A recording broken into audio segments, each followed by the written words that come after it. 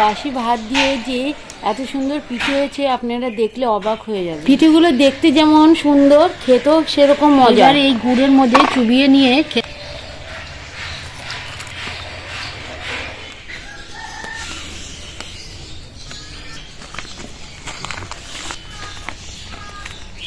নমস্কার বন্ধুরা, বেঙ্গলি কিচেনে আপনাদেরকে সবাইকে স্বাগত জানিয়ে আজকে নতুন একটা রেসিপি শুরু করব। বন্ধুরা, আমরা অনেকে অনেক রকমের পিঠে আমরা খেয়েছি।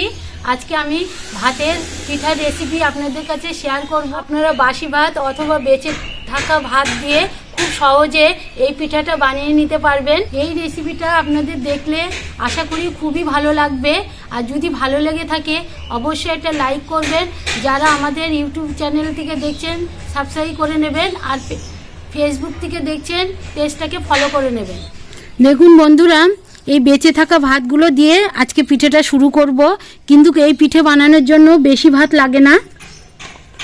আমি একটা মিক্সি গ্রাইন্ড নিয়েছি, এবার মিক্সি গ্রাইন্ডে ঢেলে নেব। ভাতের মধ্যে এবার দুধ দিয়ে দেব। এবার ভাতটাকে পেস্ট করে নেব। ভাতের পেস্টটা করে নিয়েছি, এবার ঢেলে নেব।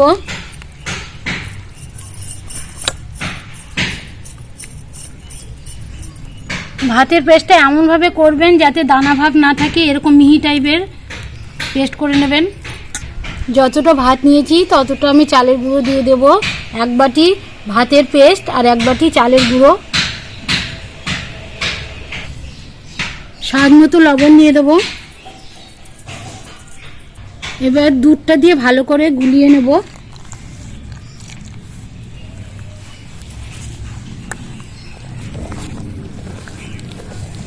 ব্যাটারটা ভালোভাবে ফেটিয়ে নিলে পিঠেগুলো খেতেও কিন্তু দুর্দান্ত লাগবে। ব্যাটারটা কিন্তু না পাতলা না মোটা, মিডিয়ামে রাখতে হবে। আমার হাতের কাছে পলি ব্যাগ ছিল না বলে আমি এই একটা তেলের প্যাকেট নিয়েছি। এটা এবার এই প্যাকেটের মধ্যে ঢেলে দেবো।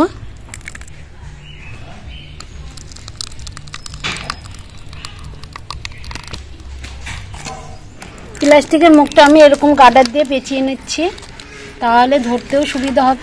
পিঠেটা ভাজার জন্য আমি এরকম একটা প্যান নিয়েছি, এবার বসিয়ে দেবো। পিঠা ভাজার জন্য রিফাইন তেল লাগবে, এবার রিফাইন তেল দিয়ে দেবো। তেলটা ভালো করে এবার এই টুকরো করা ন্যাকড়া দিয়ে মুছে নেব। এই পলি ব্যাগে আমি একটা ছিদ্রি করে নেব, এরকমভাবে কেটে নেব। পিঠেটা বানিয়ে নেব।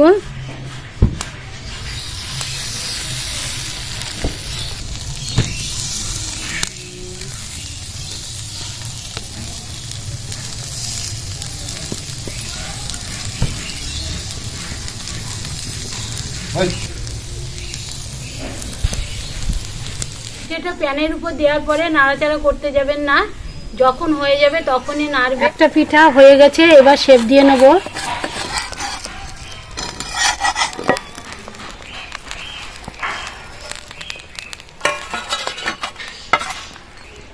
বন্ধুরা দেখতেই পাচ্ছেন পিঠেগুলো খুব সহজে বানানো যায়।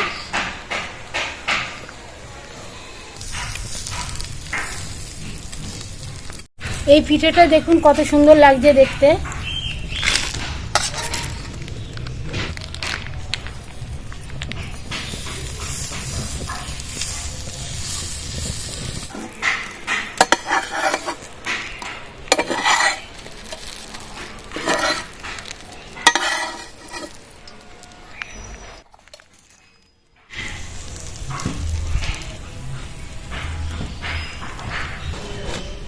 এই পিঠাগুলো দেখতেও যেন সুন্দর, বানাতে খুব মজা লাগছে।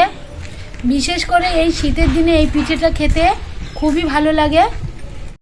দেখুন বন্ধুরা, সব পিঠাগুলো কিন্তু এইভাবে বানিয়ে নিয়ে এইভাবে শেপ দিয়ে নেবেন, বেশি ভালো লাগবে।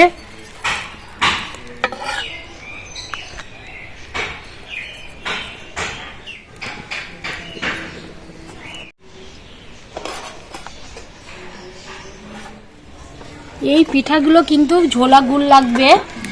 এরকম যদি ঝোলা গুড় থাকে আর কোনো কথাই হবে না। এবার এই গুড়ের মধ্যে চুবিয়ে নিয়ে খেতে হবে।